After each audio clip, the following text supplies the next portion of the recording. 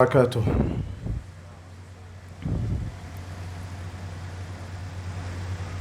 إن الحمد لله نحمده ونستعينه ونستغفره ونعوذ بالله من شرور أنفسنا ومن سيئات أعمالنا. من يهده الله فلا مضل له ومن يضلله فلا هادي له.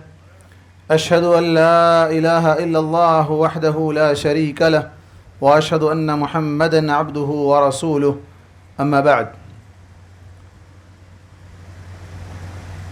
شیخ یعقوب حدیثی صاحب سے میں گزارش کروں گا کہ اسٹیج پہ تشریف لے آئیں.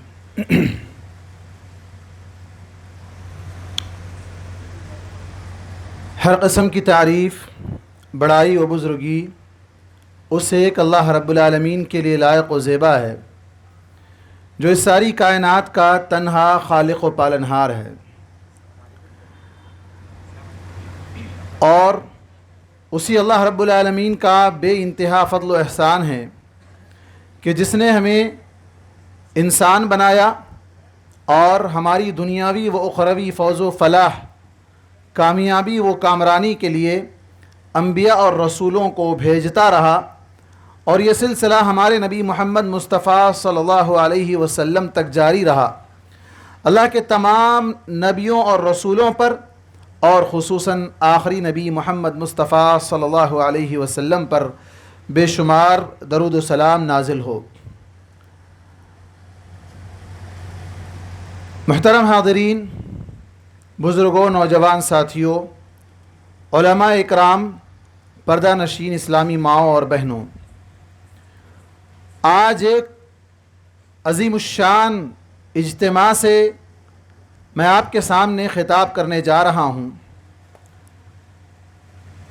یقیناً یہ آج کا ایسا موضوع ہے جسے ہر دن یاد کرنے کی ضرورت ہے، ہر لمحہ یاد کرنے کی ضرورت ہے.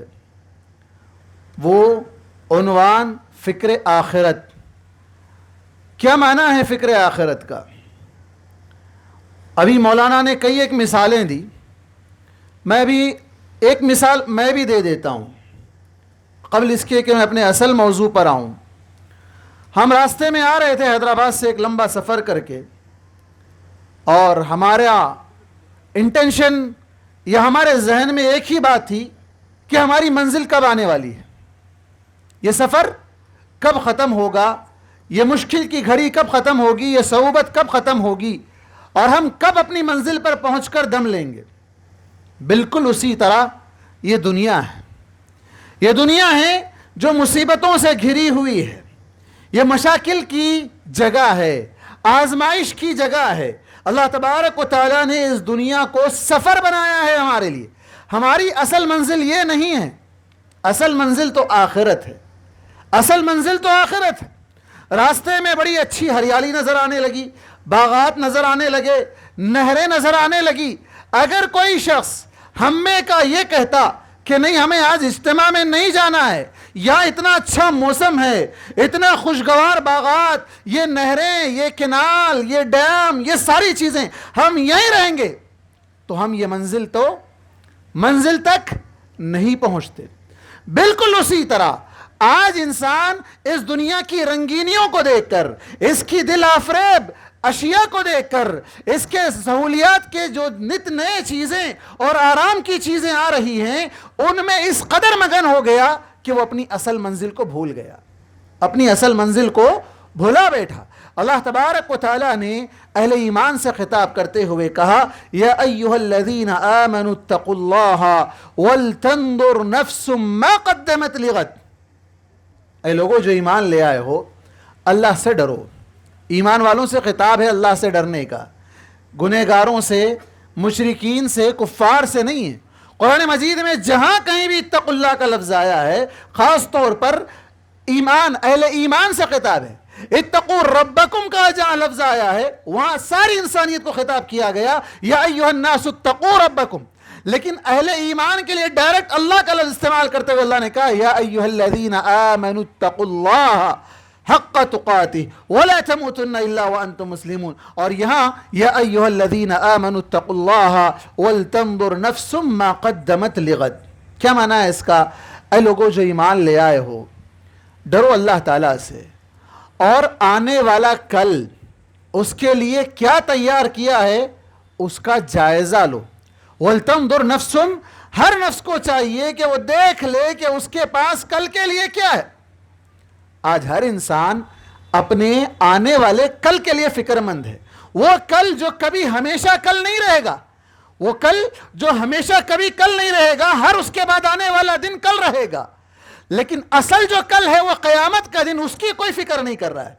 ہر انسان اس فکر میں ہے کہ بھائی آنے والا فیوچر کیسا ہوگا، مستقبل کیسا ہوگا، مہنگائی پتہ نہیں کس قدر بڑھ جائے گی، ہمارے لیے یہ کافی ہوگی یا نہیں ہوگی، یہ دولت اور کتنی جمع کرنی ہوگی اولاد کے لیے، رشتہ داروں کے لیے، یہ ساری فکر میں لگا ہوا ہے، لیکن اصل جو فکر کرنی ہے اس کی کوئی فکر نہیں کر رہا ہے۔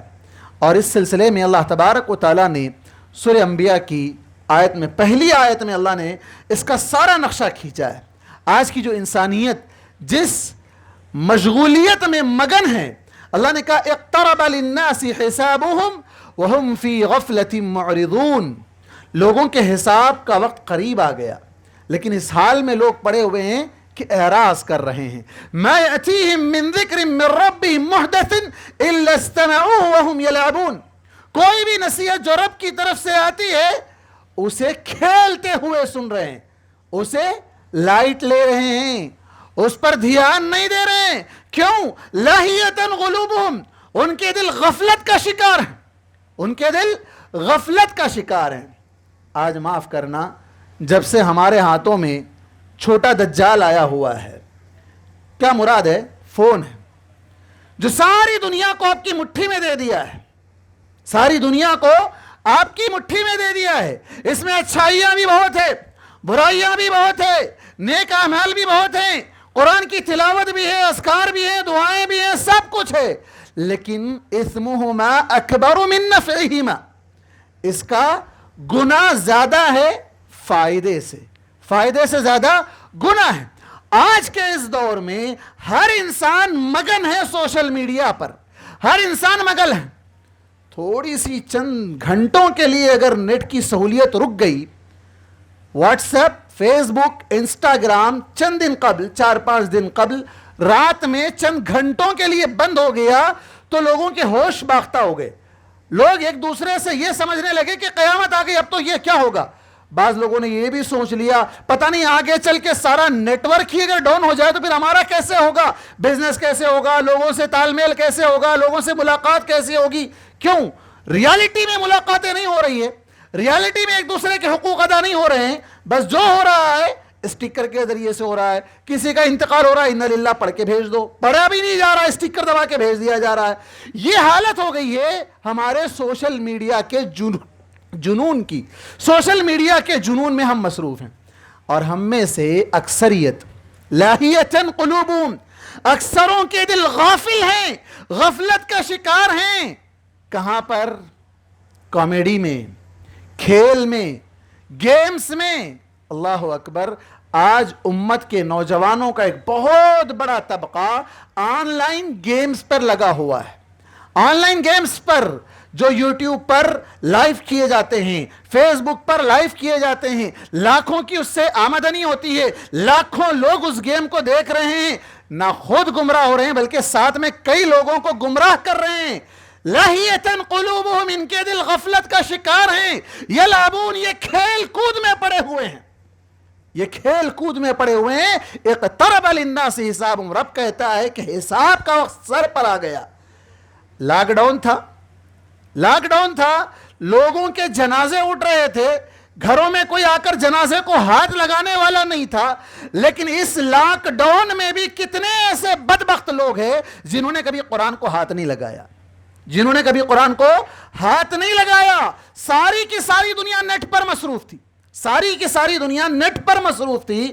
آپ دیکھ لیں لاک ڈاؤن کیا کریں گے؟ چلو میچ دیکھو، چلو فلم دیکھ لو، چلو فلاں چیز دیکھ لو، گیم کھیل لو، یہ کر لو، وہ کر لو، ہر ایک کے ہاتھ میں فون۔ بلکہ افسوس کے ساتھ کہنا پڑتا ہے کہ ہم بچوں کے ہاتھوں سے فون روکا کرتے تھے، لیکن یہ لاک ڈاؤن کا تحفہ ہے کہ ہم بچوں کے ہاتھوں میں بھی ہم نے فون تھما دیا آن لائن کلاسز کے نام پر۔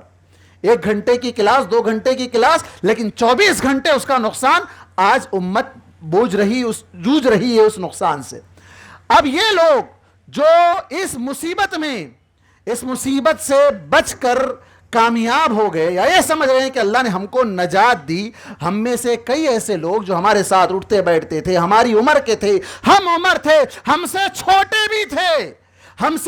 بھی تھے، وہ آج ہمارے درمیان نہیں رہے، اس بیماری کا شکار ہو کر وہ دنیا سے چلے گئے۔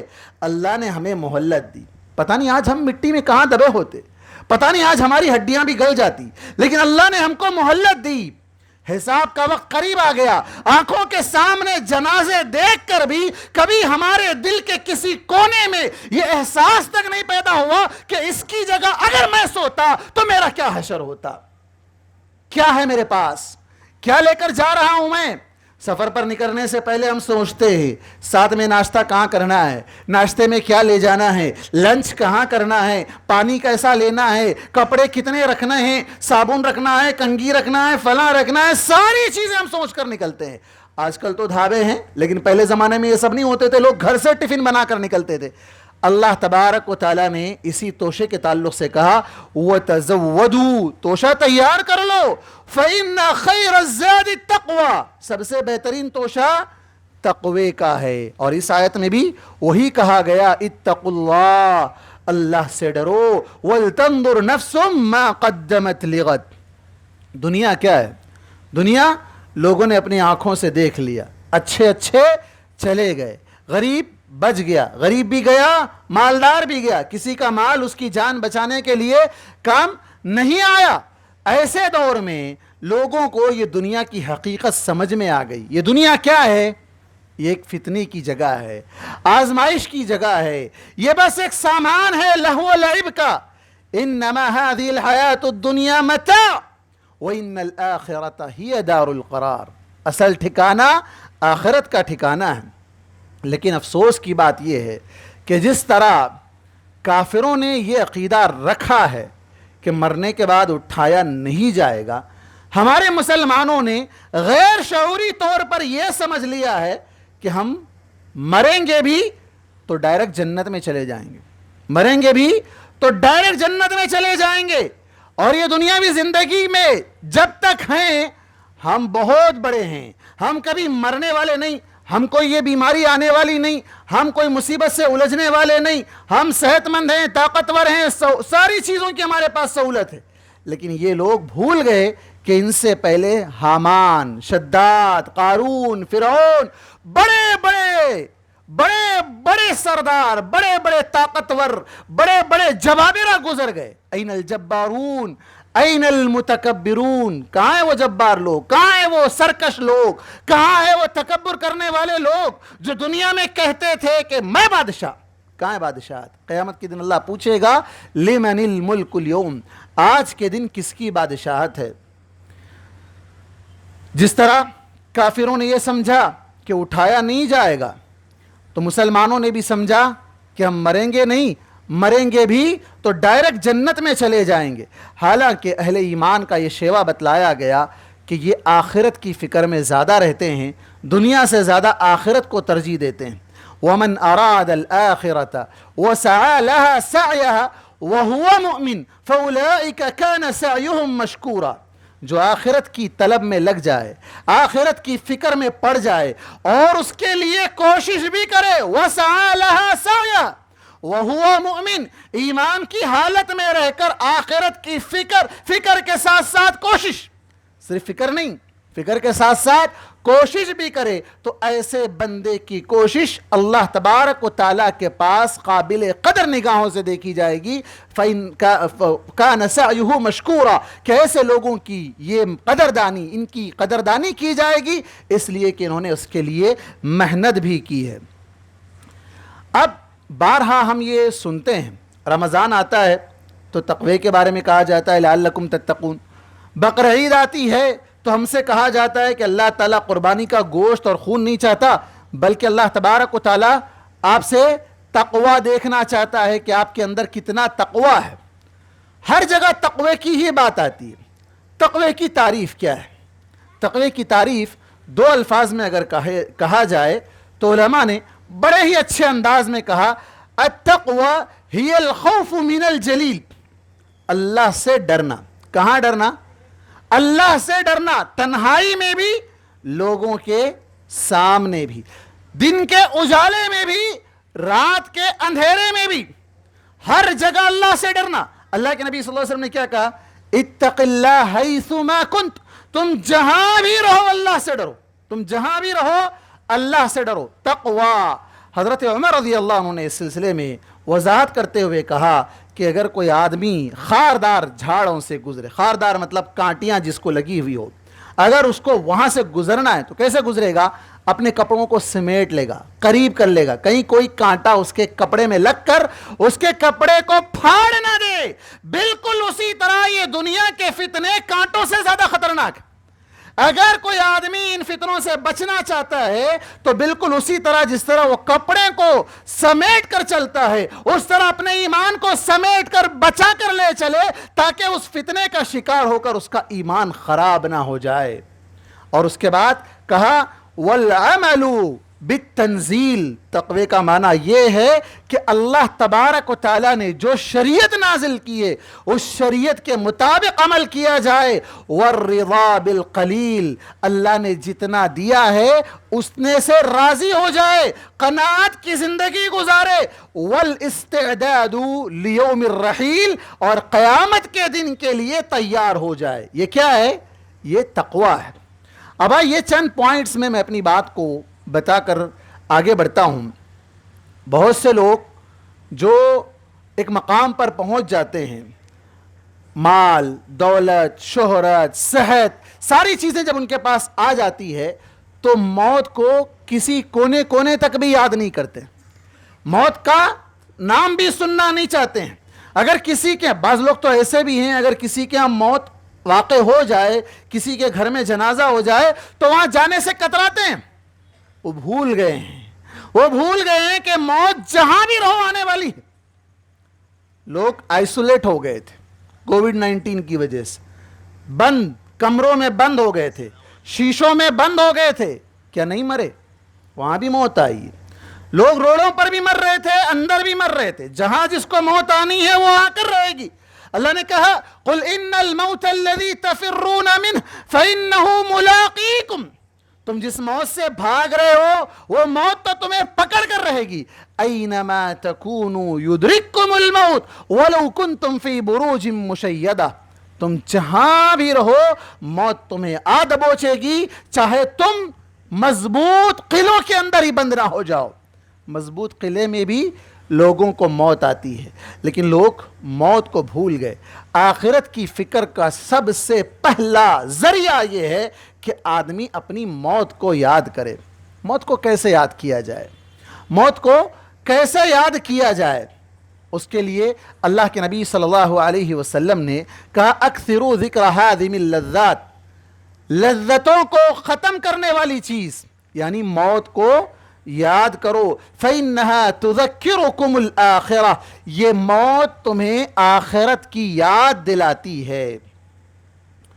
آج ہم میں سے اکثر لوگ جنہیں اللہ تعالیٰ نے صحت دی ہے وہ کبھی دور دور تک بھی موت کو سوچتے بھی نہیں ہیں کہ ان کی بھی موت آنے والی ہے۔ ایسے میں ایسے گھروں کا دورہ کرو جو اس مصیبت کے لمحے میں دنیا سے رخصت ہو گئے، چھوٹے چھوٹے بچے ہیں، 2 3 3 بچے ہیں، یتیم ہو گئے، عورتیں بیوہ ہو گئی، ماں باپ کا سہارا چھن گیا۔ یہ ایسے گھروں کو جاؤ، جا کر دیکھو اس گھر میں کس چیز کی کمی ہے۔ آپ کو اللہ نے زندگی دی ہے، آپ سمجھ رہے ہیں کہ آپ یہاں ہمیشہ رہیں گے، آپ سے چھوٹے بھی چلے گئے، آپ سے طاقتور بھی چلے گئے، آپ سے مالدار بھی چلے گئے، آپ سے خوبصورت بھی چلے گئے، سب چلے گئے، اور یہاں کوئی رہنے کے لیے نہیں آیا۔ کل نفس ذائقۃ الموت، ہر نفس کو موت کا مزہ چکھنا ہی ہے، موت کا مزہ چکھنا ہی ہے۔ اور اسی طرح اگر موت کو اپنی آنکھوں سے دیکھنا ہی چاہتے ہو تو جاؤ ہاسپٹل کا دورہ کرو، مریضوں کی عیادت کرو۔ ثواب تو اپنی جگہ ہے مریضوں کی عیادت کا، دیکھو اپنی آنکھوں کے سامنے وہ موت کے لیے کس قدر تڑپ رہا ہے، وہ زندگی اور موت کے بیچ میں جس طرح وہ تڑپ رہا ہے، بلک رہا ہے، سسک رہا ہے، اس کی زندگی کی اس کیفیت کو دیکھو۔ ہم اس کو نہیں دیکھتے ہیں. ہاسپٹل جا کر ہم یہ دیکھتے ہیں کہ اس کو کیا کیا سہولیات یہاں مل رہی ہے, کیا نہیں مل رہا ہے, اس کا تھرمامیٹر کام کر رہا ہے یا نہیں کر رہا ہے, اس کی یہ ہارٹ بیٹ صحیح چل رہی ہے یا نہیں چل رہی ہے. ہم یہ دیکھتے ہیں. ارے اس کی تکلیف کا احساس کرو کہ وہ کس تکلیف میں پڑا ہوا ہے. وہ بھی تمہاری طرح تھا, اچھا تھا, شدہ تھا, بڑا مضبوط تھا, سب کچھ تھا. موت کو یاد کرو, یہ تمہاری آخرت کو یاد دلانے والی چیز ہے. موت یاد نہیں آتی. دل پتھر ہو گئے ہیں. دل کیا ہو گئے ہیں؟ پتھر ہو گئے ہیں. تو جاؤ قبرستان کو, قبرستان کو جاؤ, جا کر دیکھو ان قبروں میں پڑے ہوئے ان مردوں کو. وہ لوگ تم سے زیادہ مالدار تھے, تم سے زیادہ ذہین تھے, تم سے زیادہ فتین تھے, تم سے زیادہ طاقتور تھے. دنیا کی ساری چالاکیاں ان کے پاس تھی. سب سے بڑی مثال فرعون کی ہے. سب سے بڑی مثال فرعون کی ہے. فرعون نے اپنے آپ کو انا ربکم الاعلی کہا. اس سے پہلے بھی بہت سی قوموں کو اللہ نے ہلاک کر دیا, اس کے بعد بھی آج تک ہلاک کرتا رہا ہے, لیکن اس کی نعش کو باقی رکھا. کیوں رکھا؟ تاکہ دوسروں کے لیے عبرت ہو. دوسروں کے لیے عبرت ہو جو یہ سمجھتے ہیں آج دنیا میں کہ وہ ہمیشہ رہیں گے, اور آج جو مالدار ہے وہ مالدار سے مالدار ترین بنتا جا رہا ہے. ورلڈ ریکارڈ قائم کر رہا ہے کہ کتنے سال سے وہ فرسٹ نمبر پر ہے, کتنے سال سے سیکنڈ نمبر پر ہے. دیکھو اس کو جو یہ کہتا تھا ان هذه الانهار تجری من تحتی, ارے یہ نہریں میرے پاؤں کے نیچے سے بہتی ہے, میں یہاں کا سب سے بڑا رب ہوں, انا ربکم الاعلی. ایسے کو اللہ تبارک و تعالیٰ نے اسی پانی میں ڈوبنے کے بھی قابل نہیں بنایا. وہ پانی بھی اس کو برداشت نہیں کیا, زمین نے بھی اس کو ایکسپٹ نہیں کیا, اٹھا کر اس کو پھینک دیا, اور آج تک اللہ تبارک و تعالیٰ نے اس کو محفوظ رکھا. کیوں رکھا؟ عبرت کے طور پر. قبرستان جاؤ, جا کر دیکھو ان لوگوں کو جو تم سے پہلے دنیا سنبھالتے تھے, دنیا کے ذمہ دار تھے, وزراء تھے, عہدیدار تھے, بڑے بڑے عہدوں پر فائز تھے. جاؤ ان کو جا کر دیکھو. اللہ کے نبی صلی اللہ علیہ وسلم نے کہا زور القبور, قبرستان کی زیارت کرو. فإنها تذکرکم الآخرہ, قبرستان کی زیارت کرنے سے آخرت یاد آتی ہے. وہ عالی شان بنگلے, وہ بہترین لگژری گاڑی, وہ بہترین ڈریسنگ, وہ کھانے کا اسٹائل, سوچ کر دیکھو 2 سال پہلے جو آدمی ہمارے ساتھ تھا اس کا رہن سہن کیسا تھا, اس کا اسٹائل کیسا تھا. آج وہ کہاں لاچار و مجبور پڑا ہوا ہے, کہاں وہ لاچار و مجبور پڑا ہوا ہے. قبرستان, یہ قبر ہر ایک کا ٹھکانہ ہے. منزل تیری قبر ہے. دنیا کے مسافر منزل تیری قبر ہے, قبر اصل ٹھکانہ ہے. تو اسے روزانہ دیکھو, یاد آئے گی موت. ظلم, تکبر, نافرمانی, گناہ, یہ ساری چیزیں خود بخود ختم ہو جائے گی. اس کا علاج قبرستان کی زیارت کرو, اس سے علاج ہو جائے گا. آپ دیکھیں گے کہ قبرستان کی زیارت میں ایک قسم کا خوف ہے, ایک قسم کا خوف ہے. آدمی ہاسپٹل جائے گا تو پھر بھی اسے شاید کہیں نہ کہیں یہ لگے گا کہ اچھا ہو کر واپس آ جائے گا, لیکن قبرستان جائے گا, وہاں کا سناٹا دیکھے گا, وہاں کی خاموشی دیکھے گا, وہاں کوئی جواب دینے والا نہیں پائے گا. اپنے رشتہ دار کو کل دفنا کر آیا, آج اس کو جا کر دیکھنے میں ہیبت ہوگی, قبرستان جانے سے ہیبت ہوگی. کیوں؟ اس لیے کہ اللہ کے نبی صلی اللہ علیہ وسلم نے فرمایا ما رأیت منظرا الا والقبر افظع منه. سب سے بھیانک منظر اگر کوئی ہے تو وہ قبر کا منظر ہے. سب سے بھیانک منظر, جب لوگوں کو کسی کو قبر میں اتارا جا رہا ہو, آپ دیکھو اس کو سوچ کر, اس کی جگہ اگر میں ہوتا, اس کی جگہ مجھے لٹا دیا جاتا تو میرا کیا بنتا, میری کیا حالت ہوتی, میرا کیا مقام ہوتا. اس کو سوچنے کی ضرورت ہے. حضرت ابن عباس رضی اللہ عنہ آخرت کو یاد کرتے بہت روتے, بہت روتے, اتنا روتے روتے روتے ان کی داڑھی بھیگ جاتی. لوگ ان سے کہتے کہ تمہارے سامنے جہنم کے عذابات کا بھی تذکرہ ہوتا ہے, تم اتنا نہیں روتے ہو, لیکن قبر کا تذکرہ ہو تو اتنا کیوں روتے ہو, قبر کی یاد آئے تو اتنا کیوں روتے ہو, اتنا کیوں, یہاں تک کہ تمہاری داڑھی بھیگ جاتی ہے. انہوں نے کہا, اللہ کے نبی صلی اللہ علیہ وسلم نے کہا تھا ان القبر اول منازل الاخرہ, قبر آخرت کی سب سے پہلی منزل ہے, آخرت کی سب سے پہلی منزل ہے. فإن نجا منه فما بعده أيسر منه. اگر کوئی آدمی اس منزل میں کامیاب ہو جائے، اس منزل میں کامیاب ہو جائے، اس کے بعد کے مراحل آسان ہیں۔ وَإِن لَّمْ يَنْجُ مِنْهُ، اگر قبر کے عذاب سے نہ بچایا جائے یا قبر میں وہ کامیاب نہ ہو پائے، فَمَا بَعْدَهُ أَشَدُّ مِنْهُ، اس کے بعد کے مراحل بہت زیادہ سخت ہیں، بہت زیادہ بھیانک ہیں، بہت زیادہ خطرناک ہیں۔ قبر میں کیا ہوگا؟ قبر میں کیا ہوگا؟ عام طور پر لوگ سمجھتے ہیں قبر میں لے جا کر ڈال دو، سلا دو، بس ہو گیا، معاملہ ختم ہو گیا۔ نہیں، وہ تو آخرت کی پہلی منزل ہے۔ ہر انسان کو وہاں دبوچا جائے گا۔ کیسے دبوچا جائے گا؟ پسلیاں ادھر کی ادھر ہو جائیں گی۔ ہر انسان کو، چاہے نیک ہو چاہے گنہگار ہو، ہر ایک سے سوالات ہوں گے۔ ایگزام پیپر پہلے سے لیک ہے لیکن تیاری نہیں ہے۔ فکر آخرت کا عنوان ہے، آخرت کے سوالات پہلے سے اللہ تبارک و تعالیٰ نے اوپن کر دیے۔ کیا کیا سوالات ہیں؟ من ربک، ما دینک، ومن نبیک۔ 3 ہی سوال ہیں یا کوئی اور سوال بھی ہے؟ کوئی اور سوال ہے؟ کتنے سوال ہوں گے قبر میں؟ قبر میں کتنے سوال ہوں گے؟ 3 بس؟ 4 کیا ہوگا؟ چوتھا سوال کیا ہوگا؟ شاباش، بہت سے لوگوں کو یہی معلوم ہے کہ قبر میں صرف 3 سوال ہوں گے۔ قبر میں 4 سوال ہوں گے۔ قبر میں کتنے سوال ہوں گے؟ 4 سوال ہوں گے۔ 3 سوال جو میں نے ابھی تذکرہ کیا، اگر انسان ان سوالوں کا صحیح جواب دے دے تو پھر چوتھا سوال کہاں سے سیکھا، کہاں سے معلوم ہوا، وَمَا دَرَيْتَ، کہاں سے سیکھا تو نے اس کو؟ وہ کہے گا قرأت کتاب اللہ و سنت رسول اللہ، میں اللہ کی کتاب کو پڑھا، اللہ کے نبی کی سنت کو پڑھا، اس کے مطابق میں نے ان سوالوں کے جوابات کو جانا۔ اور اگر کوئی ان سوال کے جواب کو نہ دے سکے تو اس کے لیے چوتھا سوال ضروری بھی نہیں ہے، وہ تو پہلے ہی کہہ رہا ہے کہ مجھے نہیں معلوم ہے، پھر وہیں سے اس کی آزمائش شروع ہو جائے گی۔ بہت سے لوگ ایسے بھی ہیں جو آج ہمارے معاشرے میں عذاب قبر کا انکار کرتے ہیں، احادیث کا انکار کرتے ہیں۔ اللہ کے نبی صلی اللہ علیہ وسلم نے کئی ایک مقام پر عذاب قبر کا تذکرہ کیا۔ آپ صلی اللہ علیہ وسلم جب راستے سے گزر رہے تھے تو وہاں آپ نے دیکھا کہ 2 قبر والوں کو عذاب ہو رہا ہے۔ آپ نے بتلایا کہ ان دونوں قبر والوں کو کوئی بڑے گناہ کی وجہ سے عذاب نہیں ہو رہا ہے، چھوٹے چھوٹے گناہ جس سے وہ لوگ بچ سکتے تھے۔ وہ کیا گناہ تھے؟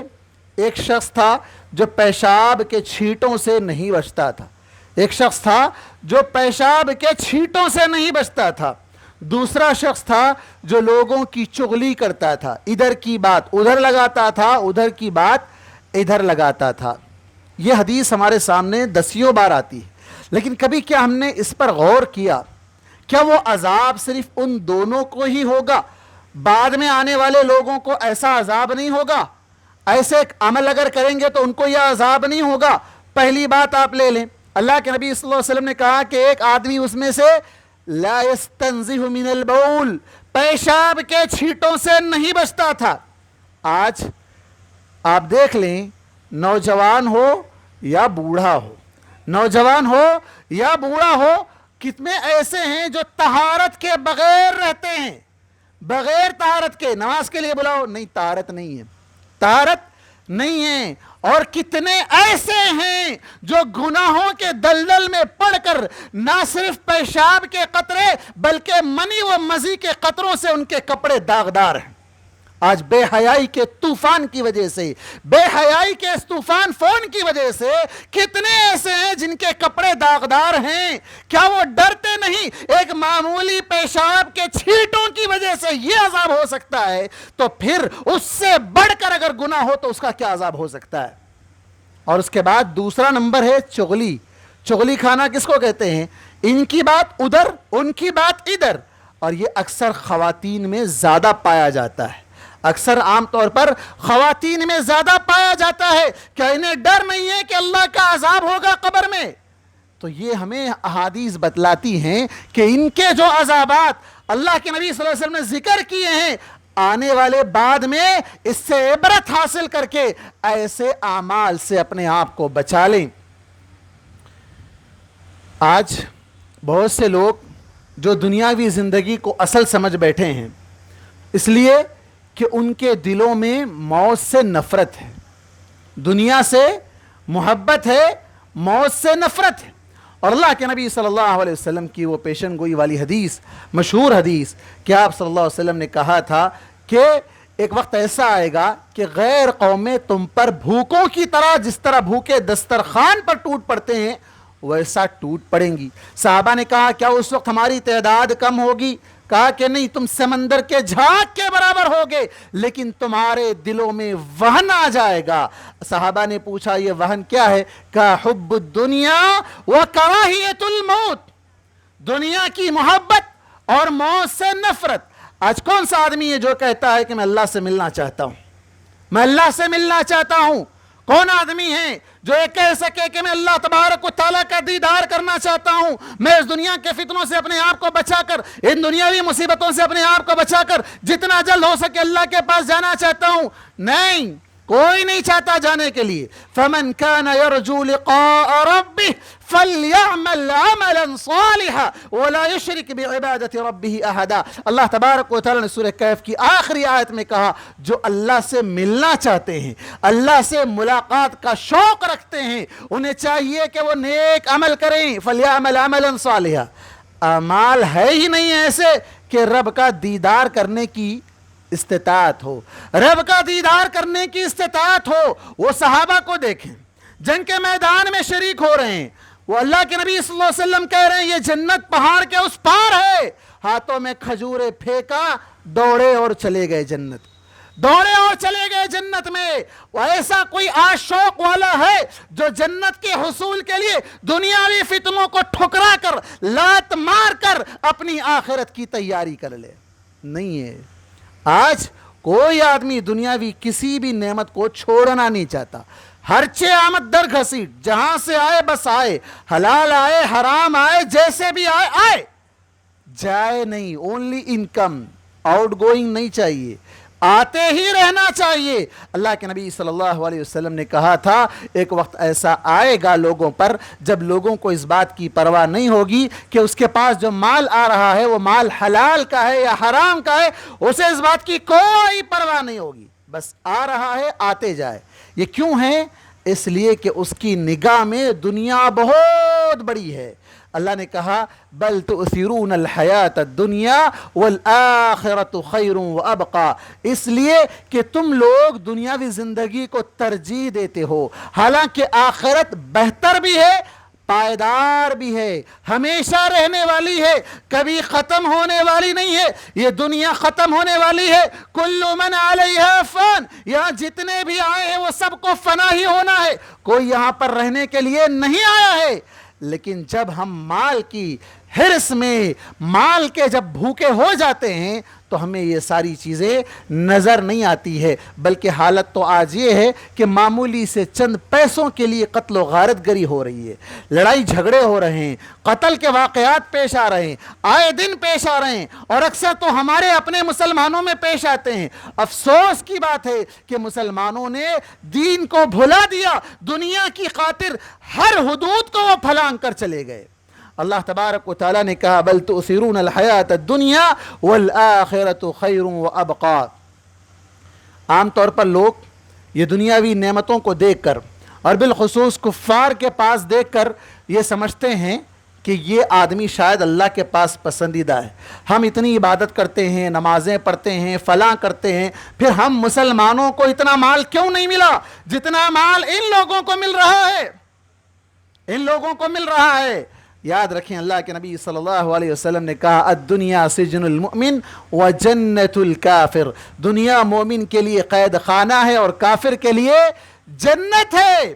یہ دنیا اللہ تبارک و تعالیٰ چاہنے والے کو بھی دیتا ہے، نہ چاہنے والے کو بھی دیتا ہے، بلکہ نہ چاہنے والے کو زیادہ دیتا ہے، نہ چاہنے والے کو زیادہ دیتا ہے۔ کیوں؟ اس لیے کہ یہ دنیا کی حیثیت اللہ کے پاس ایک مچھر کے پر کے برابر بھی نہیں ہے، مچھر کے پر کے برابر بھی نہیں ہے، اور تمہارے دلوں میں جو ایمان ہے اس کی حیثیت یہ دنیا جیسی ایک اور دنیا، دونوں کے خزانے بھر کر بھی اگر کل قیامت کے دن یہ کفار اللہ کے سامنے پیش کر کے اپنے آپ کو بچانا چاہیں بچا نہیں سکیں گے۔ جو چیز تمہارے پاس ہے اس کی قیمت تم کو نہیں معلوم ہے، اس کی قیمت تم کو نہیں معلوم ہے۔ قرآن میں اللہ تبارک و تعالیٰ نے کہا یا ایھا الذین آمنوا اتقوا اللہ حق تقاتہ ولا تموتن الا وانتم مسلمون، اللہ سے ڈرو جیسے ڈرنا ہے، موت اس حال میں آئے کہ تم اسلام پر ہو۔ دوسرے مقام پر کہا ومن یبتغی غیر الاسلام دینا فلن یقبل منہ، کوئی آدمی اگر اسلام کو چھوڑ کر دیگر مذاہب کو اختیار کر لیتا ہے اللہ تعالیٰ اس کو قبول نہیں کرے گا۔ کیسے قبول نہیں کرے گا؟ اس کی مثال اللہ تبارک و تعالیٰ نے خود دی ہے۔ سورہ مائدہ کے اندر اللہ تبارک و تعالیٰ نے کہا لو ان لهم ما فی الارض جميعا ومثله معه لافتدوا به، اگر آدمی کے پاس یہ زمین بھر کے خزانہ ہو۔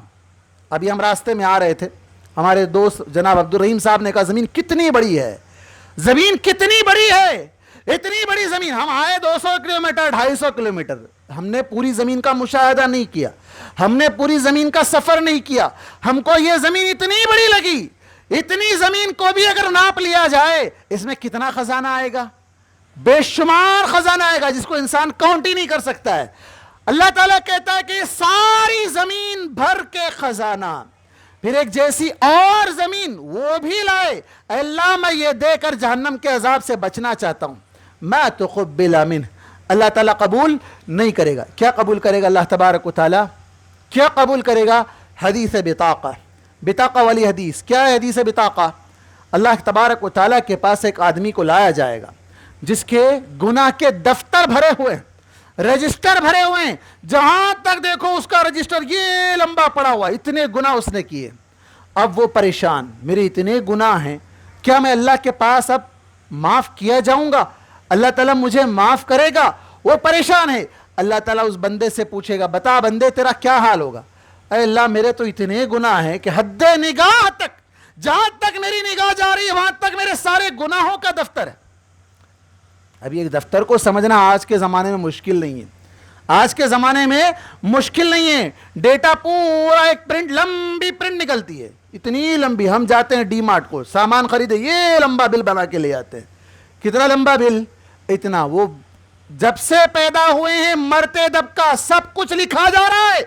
ما یلفظ من قول الا لدیہ رقیب عتید، جو بھی زبان سے نکل رہا ہے وہ سب نوٹ ہو رہا ہے، وہ سب کچھ فرشتے نوٹ کرتے جا رہے ہیں۔ وہ پورا پرنٹ ہونے والا ہے اور ہمارے آنکھوں کے سامنے آنے والا ہے، اس کو تولا جائے گا، اس کا وزن کیا جائے گا، اور وہاں انسان وہ کہے گا پروردگار اب یہ تو میری ہلاکت ہی ہے۔ اللہ تعالیٰ کہے گا کہ نہیں، تیری ایک نیکی ہمارے پاس ہے، تیری ایک نیکی ہمارے پاس ہے۔ وہ کیا ہے؟ چھوٹا سا وزٹنگ کارڈ، وزٹنگ کارڈ کے برابر ایک چھوٹا سا کارڈ نکالا جائے گا۔ بندہ کہے گا پروردگار اتنے بڑے بڑے رجسٹر کے سامنے یہ چھوٹے سے کارڈ کی کیا حیثیت؟ اتنے وزن اور اتنے بھاری یہ دفتر، یہ ویٹ والے ہیں، اور ایک ہلکا سا یہ کارڈ مجھے کیا بچائے گا؟ اس کو ترازو میں ڈالا جائے گا، ترازو کے پلڑے میں تولا جائے گا۔ وہ بھاری بھرکم رجسٹر وہ ہلکے ہو کر اوپر اٹھ جائیں گے، وہ ایک ادنا سا کارڈ بھاری پڑ جائے گا۔ وہ کارڈ پر کیا لکھا ہوگا؟ توحید، لا الہ الا اللہ، عبادت صرف اللہ کی، عبادت میں کوئی دوسرا اللہ کے علاوہ شریک نہیں ہے، کوئی بھی اس کا شریک نہیں ہے۔ اس نے توحید پر اپنے آپ کو قائم رکھا۔ اللہ تبارک و تعالیٰ نے حدیث قدسی میں اسی کو دوسرے الفاظ میں بیان کیا، اے بندے اگر تو میرے پاس زمین بھر کے خزانہ لے کر، زمین بھر کے گناہ لے کر آئے، زمین بھر کے گناہ، وَلَوْ بَلَغَ عَنَانَ السَّمَاءِ، نیچے فل اوپر فل، اوپر آسمان تک پہنچ گئے، زمین بھی بھر گئی گناہوں سے، اوپر آسمان تک چلے گا۔ اللہ تبارک و تعالیٰ کہتا ہے اتنے گناہ لانے کے باوجود میں تجھے معاف کرنے کے لیے تیار ہوں، میں اس سے ڈبل مغفرت دوں گا۔ یہ جتنی یہ زمین بھر کے گناہ لے کر آیا، آسمان تک گناہ بھر گئے، اس کا ڈبل اللہ تعالیٰ کہتا ہے کہ میں مغفرت کرنے کے لیے تیار ہوں، شرط یہ ہے کہ تو میرے ساتھ کسی کو شریک نہ کرے، لا تشرک بی شیئا۔ اب یہ جو کافروں کو مل رہا ہے، کیوں مل رہا ہے؟ اس لیے کہ اللہ کے پاس اس کی حیثیت ایک مچھر کے پر کے برابر بھی نہیں.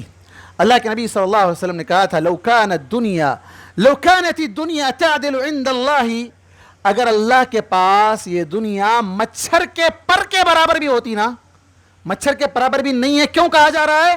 اس لیے کہ اگر مچھر کے پر کے برابر بھی ہوتی تو اللہ تعالیٰ کسی کافر کو پینے کے لیے ایک گھونٹ پانی بھی نہیں دیتا، پینے کے لیے ایک گھونٹ پانی بھی نہیں دیتا. یہ کیوں دے رہا ہے؟ کیوں دیا جا رہا ہے؟ یہ ویلیبل چیز نہیں ہے، یہ ویلیبل چیز نہیں ہے، یہ انویلڈ ہے، ویلڈ بھی نہیں ہے، سب کچھ ختم ہونے والی ہے. حقیقت میں اللہ کے پاس کیا ویلیبل ہے؟ دلوں کا تقوی، ایمان اللہ تبارک و تعالیٰ کے پاس ویلیبل ہے. آپ کہیں گے کہ ان کافروں میں اچھے لوگ بھی ہیں، ان لوگوں میں بعض اچھے لوگ بھی ہیں، وہ نیک اعمال بھی کرتے ہیں، لوگوں کو کھلاتے ہیں، پلاتے ہیں، پہناتے ہیں، سہارا دیتے ہیں، یتیم خانے چلاتے ہیں، اور مزدور اور جو لاچار و مجبور ہیں، پیر سے معذور، ہاتھ سے معذور، نابینا لوگ ہیں، ایسے لوگوں کے ادارے لوگ چلاتے ہیں. پھر ان کے اس نیک عمل کا کیا ملے گا؟ اللہ تبارک و تعالیٰ نے کہا من كان يريد الحياة الدنيا وزينتها نوفي إليهم أعمالها وهم فيها لا يبخسون. جو دنیا میں دنیا کی چمک دمک چاہتا ہے، دنیا میں عزت چاہیے، دنیا میں دولت چاہیے، دنیا میں شہرت چاہیے، دنیا کا مال چاہیے، دنیا میں منصب چاہیے، عہدہ چاہیے، ریاست چاہیے، صدارت چاہیے، اللہ تعالیٰ سب دے دے گا، سب دے دے گا. اور ان اعمال کا پورا پورا بدلہ یہیں پر برابر کر دے گا. نوفی الیہم اعمالہم فیہا، عمل کا سارا بدلہ پورا کا پورا یہی مل جائے گا، اس میں کمی نہیں کی جائے گی. وہم فیہا لا یبخسون، اس میں کمی نہیں کی جائے گی. لیکن آخرت میں ان کے لیے الا النار، سوائے جہنم کی آگ کے اور کوئی چیز نہیں ملنے والی ہے. اور آخرت کی فکر کو روکنے والی چیز دلوں کی سختی ہے. اللہ تبارک و تعالیٰ نے قرآن میں کہا أَلَمْ يَأْنِ لِلَّذِينَ آمَنُوا أَن تَخْشَعَ قُلُوبُهُمْ لِذِكْرِ اللَّهِ وَمَا نَزَلَ مِنَ الْحَقِّ أَفَطَالَ عَلَيْهِمُ الْأَمَدُ وَلَكِنْ قَسَتْ قُلُوبُهُمْ. اللہ تبارک و تعالیٰ اہل ایمان کو جھنجھوڑ کر کہہ رہا ہے کہ ابھی اللہ سے ڈرنے، اللہ سے خوف کھانے کا وقت نہیں آیا، اللہ کو یاد کرنے کا بھی وقت نہیں آیا.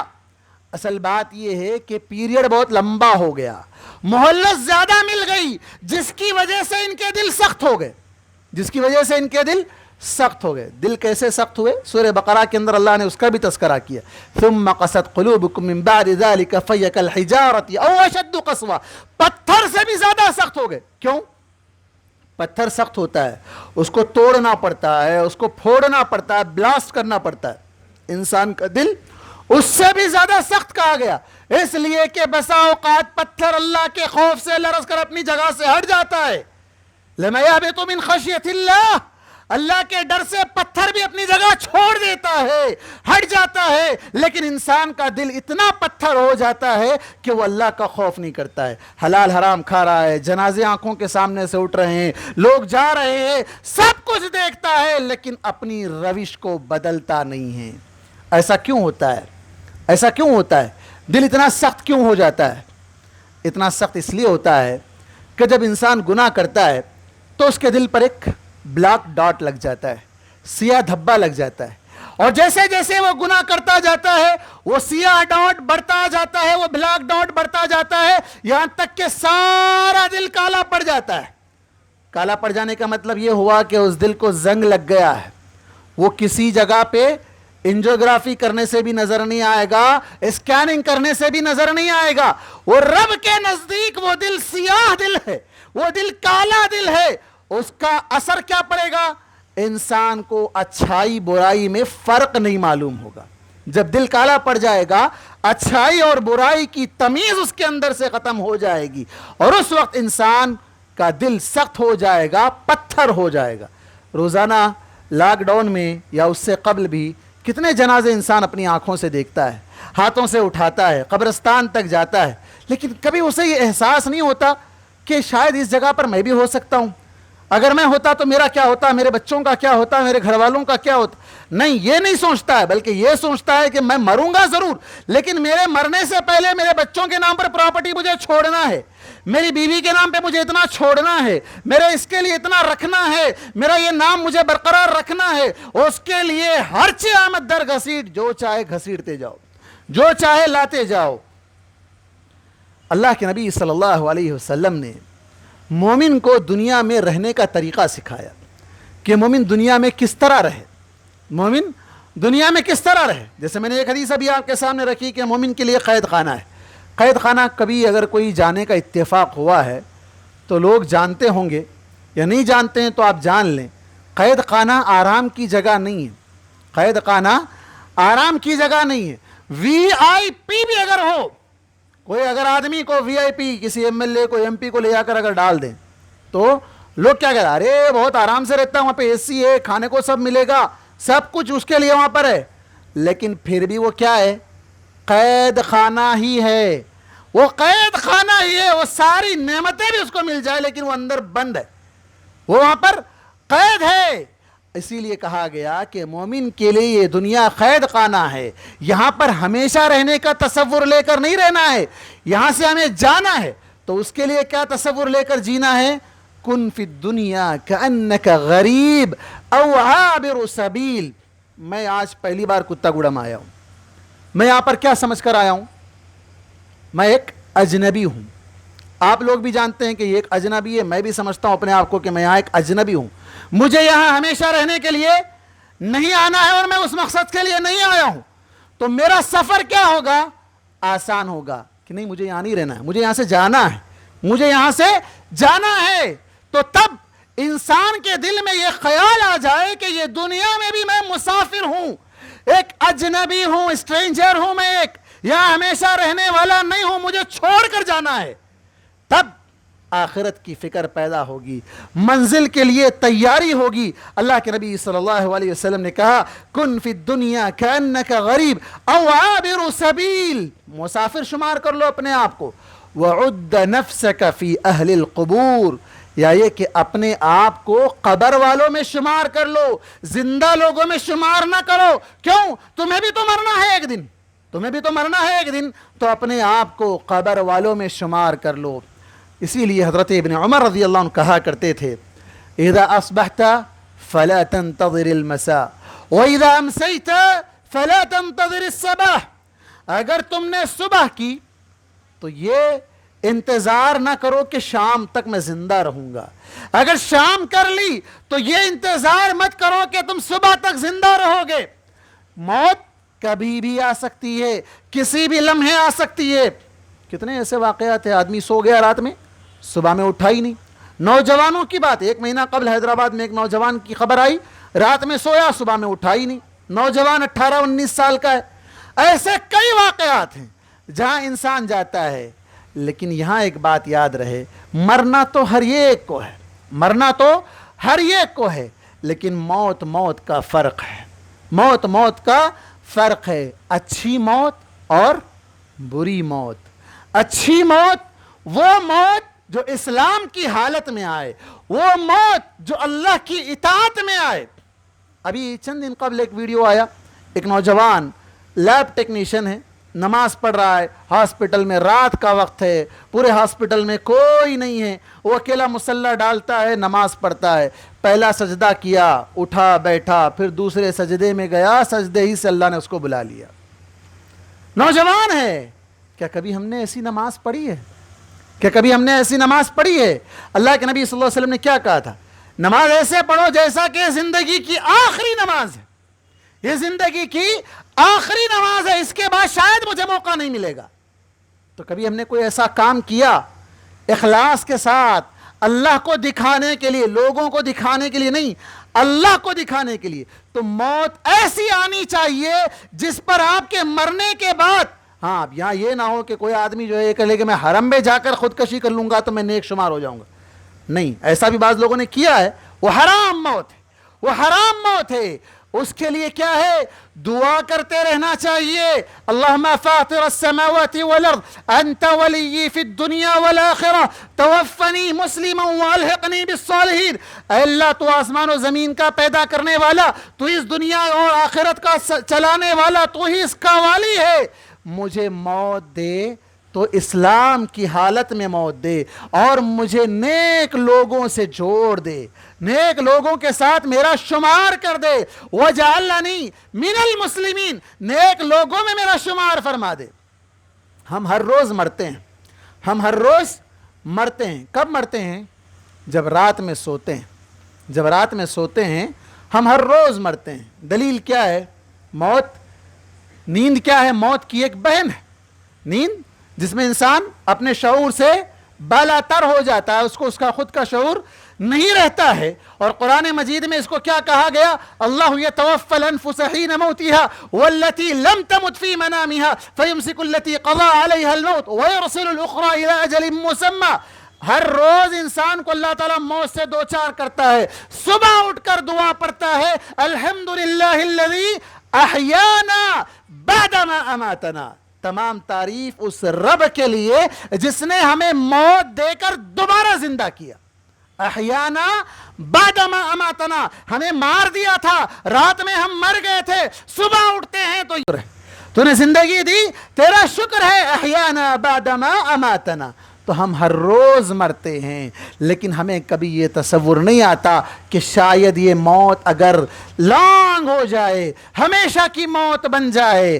رات میں سونے سے پہلے کتنے نیک اعمال کیے، کتنے گناہ کیے، کتنوں کا قرضہ باقی ہے، کتنوں کے ساتھ میں نے دھوکہ کیا ہے، کتنوں کو ڈبایا ہے، کتنوں کو ستایا ہے، کتنوں پر ظلم کیا ہے. یہ سوچ کر سوئے تو اس کے ہر دن کا معاملہ آسان ہو جائے گا. اسی لیے اللہ کے نبی حضرت عمر رضی اللہ عنہ نے کہا تھا، حضرت عمر رضی اللہ عنہ نے کیا کہا تھا کہ تم اپنے نفس کا تزکیہ کرو، اپنے نفس کا تزکیہ کرو قبل اس کے کہ تمہارا حساب لیا جائے، قبل اس کے کہ تمہارا حساب لیا جائے. ہم ہر روز حساب کرتے ہیں کس سے کتنا آنا ہے، کہاں سے کتنا آنا ہے، یہ حساب کرتے ہیں. اور سال کے اینڈ میں ہم سارا حساب کرتے ہیں، اس میں گھوٹالے کرتے ہیں، سب کچھ کرتے ہیں کہ انکم ٹیکس سے کیسے بچنا ہے، ٹیکس کتنا کٹانا ہے، کتنا بچانا ہے. سارا حساب آڈیٹنگ کرواتے ہیں، سی اے کو پکڑتے ہیں.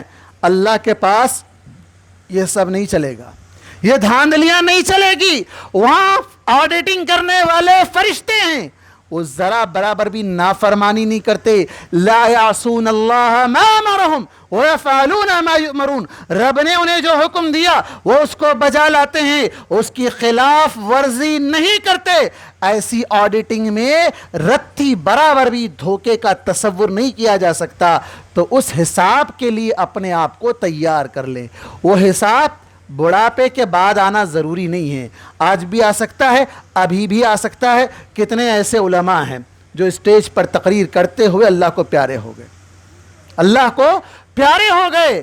گزشتہ 2-3 مہینے قبل اپنے پڑوس کے ملک میں آپ نے دیکھا ایک اہل حدیث عالم، جید عالم، صحابہ رضوان اللہ علیہم اجمعین کی شان میں تقریر کر رہے ہیں، ان کی مغفرت کا تذکرہ کرتے ہیں، زبان سے نکلتا ہے مغفرت کا لفظ، وہ دنیا سے چلے جاتے ہیں. ساری دنیا نے اس کو دیکھا، اشک بہار ہو گئے، سب رونے لگے.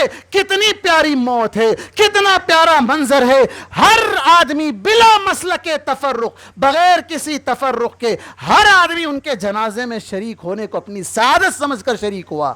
ایسی موت مرے کہ دنیا بھی یاد کرے اور آخرت میں ایسی موت فائدہ بھی دے سکے. ورنہ ایسا نہ ہو کہ مرنے کے بعد لوگ آپ کو مرنے کے بعد بھی گالیاں دیتے رہیں، مرنے کے بعد بھی آپ کا تذکرہ آئے تو برے نام سے آپ کو پکاریں. یہ بدترین آدمی ہے، ایسا آدمی بدترین آدمی ہے. اپنے اعمال کی اصلاح کریں، اپنے آپ کو آخرت کے لیے تیار کریں. اور آخرت یہ ایک ایسی گھڑی ہے، ایک ایسا منظر ہے جس کے بارے میں قرآن مجید میں تفصیل سے ذکر آیا ہے. آسمانوں کو لپیٹ دیا جائے گا اور پہاڑ اڑا دیے جائیں گے. وہ دن ایسا بھیانک ہوگا کہ ہر آدمی کو اپنی پڑی ہوگی. اس دن کی فکر کیجئے. صحابہ کیسے فکر کرتے تھے، صحابہ کیسے فکر کیا کرتے تھے. حضرت ابوبکر رضی اللہ عنہ کہا کرتے تھے، میں چاہتا ہوں کہ میں درخت ہو جاؤں مجھے اللہ تعالیٰ درخت بنا دیتا، لوگ اسے کاٹ دیتے، اس کے پھلوں کو کھا جاتے، یعنی بغیر حساب کتاب کے میرا حساب نہ ہوتا۔ حساب کا اس قدر خوف۔ حضرت ابوبکر رضی اللہ عنہ کی ایک مثال لیجئے۔ حضرت ابوبکر رضی اللہ عنہ کا ایک غلام تھا، اسلام لانے سے پہلے اس نے کہانت کی تھی۔ کہانت کس کو کہتے ہیں؟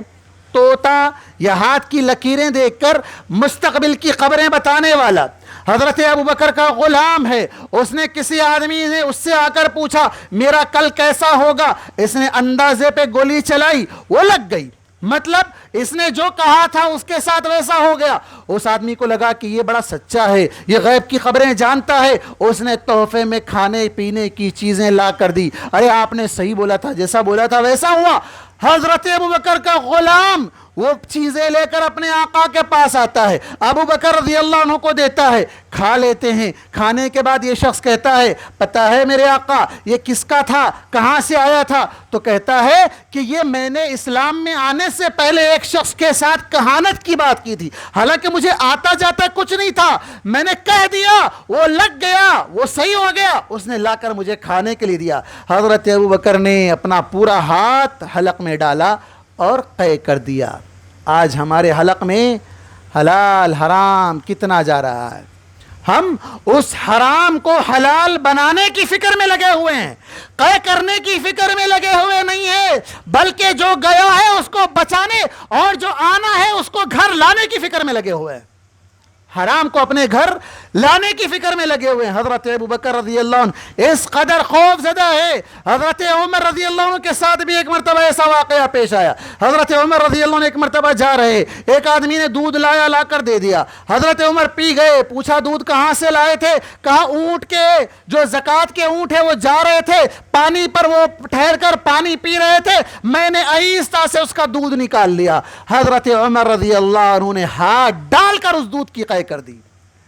آج کتنی چیزیں ہیں جو ہمارے اندر جا رہی ہیں، جس کا نقصان یہ ہے کہ ہمارے اندر سے حیا ختم ہو جا رہی ہے، ہمارے اندر سے اللہ کا ڈر خوف ختم ہو جا رہا ہے، ہمارے اندر سے آخرت کا تصور ختم ہو جا رہا ہے، ہمارے اندر سے عذاب قبر اور جہنم کے عذاب کا خوف نکل جا رہا ہے۔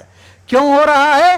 ہر چیز جو آ رہی ہے ہم اس کو ڈالتے جا رہے ہیں، اس لیے حساب کی فکر کریں۔ حضرت عمر رضی اللہ عنہ بستر پر پڑے ہیں، لوگ ان سے کہتے ہیں آپ اس قدر پریشان کیوں ہیں؟ آپ کو تو دنیا میں جنت کی خوشخبری سنا دی گئی، اللہ کے نبی نے تو آپ سے یہ کہا تھا کہ اگر میرے بعد کوئی نبی ہوتا تو عمر ہوتے، آپ کا اتنا بڑا مقام، اتنی اونچی شان ہے آپ کی، پھر آپ کیوں ڈر رہے ہیں؟ کہا میری یہ خواہش ہے کہ اللہ تعالیٰ میرے نیک اعمال کا نہ اجر دے نہ میرے گناہوں کا اللہ تبارک و تعالیٰ مجھے اس کی سزا دے، برابر برابر کر دے۔ اس قدر صحابہ کرام کو خوف تھا۔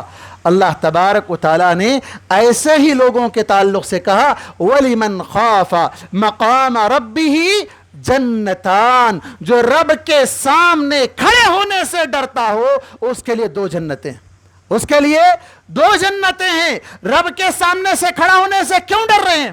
کیا گناہ کیا تھا، چوری کیا تھا، حرام کیا تھا، کیوں ڈر رہے تھے؟ والذین آمنوا بربہم، وہ رب پر ایمان رکھتے تھے، ڈرتے تھے۔ اللہ کے نبی صلی اللہ علیہ وسلم سے حضرت عائشہ نے پوچھا اللہ کے نبی صلی اللہ علیہ وسلم یہ لوگ کیوں ڈر رہے تھے؟ اللہ کے نبی صلی اللہ علیہ وسلم نے کہا اے بنت صدیق، یہ وہ لوگ ہیں جنہوں نے چوری نہیں کی، یہ وہ لوگ ہیں جنہوں نے زنا نہیں کیا، یہ وہ لوگ ہیں جنہوں نے کوئی گناہ نہیں کیا، لیکن انہیں ڈر اس بات کا ہے کہ انہوں نے جو اعمال کیے ہیں وہ عمل اللہ کے پاس قبول ہوگا یا نہیں ہوگا۔ ہم نے کوئی نیک عمل کیا تو اس کا ڈھنڈورا پیٹتے ہیں، کسی یتیم کی کفالت کی تو سارے لوگوں کو بتاتے ہیں فلاں کا بچہ ہے میں اس کو پال رہا ہوں، اگر کہیں مسجد بنائی ہم مسجد بنا رہے ہیں، کہیں پر کوئی بیوہ کی کفالت کی وہاں ہم اس کے ڈھنڈورے پیٹتے ہیں، صدقہ و خیرات کیے تو لائن لگا کر فوٹو لیتے ہیں۔ یہ ساری چیزیں اللہ کے لیے نہیں بندوں کے لیے کی جا رہی ہیں، اور اللہ تبارک و تعالیٰ اس اعمال کو قبول نہیں کرتا ہے۔ اللہ تبارک و تعالیٰ سے دعا ہے کہ اللہ تبارک و تعالی ہم تمام مسلمانوں کو آخرت کی فکر کرتے ہوئے دنیا سے منہ موڑ کر آخرت کی تیاری کرنے کی توفیق عطا فرمائے، اور دنیا کے فتنوں سے اللہ تبارک و تعالی ہماری حفاظت فرمائے۔ اللہ تبارک و تعالی ہم میں جو لوگ گزر گئے ہیں ان کی مغفرت فرمائے، اور جو باحیات ہیں انہیں جب تک زندہ رکھے ایمان پر زندہ رکھے، اور جب خاتمہ ہو تو خاتمہ بالخیر فرمائے، اور قبر کے عذاب سے، حشر کے خوفناکی سے اللہ تعالی محفوظ رکھے، پل سے راست سے آسانی سے گزار کر جنت الفردوس میں اعلیٰ مقام عطا فرمائے، آمین۔ وآخر دعوانا ان الحمد للہ رب العالمین۔ آخر میں یہاں کی مقامی جمعیت اہل حدیث کتا گڑم ان کے ذمہ داروں کا میں شکر گزار ہوں، اور اسی طرح ضلعی جمعیت اہل حدیث کا اور تمام ہی احباب کا، اور بالخصوص آپ تمام سامعین و سامعات کا ممنون و مشکور ہوں کہ آپ اتنی دیر سے میری بات کو بغور سماعت کر رہے تھے۔ اللہ تبارک و تعالی سننے سے زیادہ عمل کی توفیق عطا فرمائے، آمین۔ وآخر دعوانا ان الحمد للہ رب العالمین، والسلام علیکم ورحمۃ اللہ وبرکاتہ۔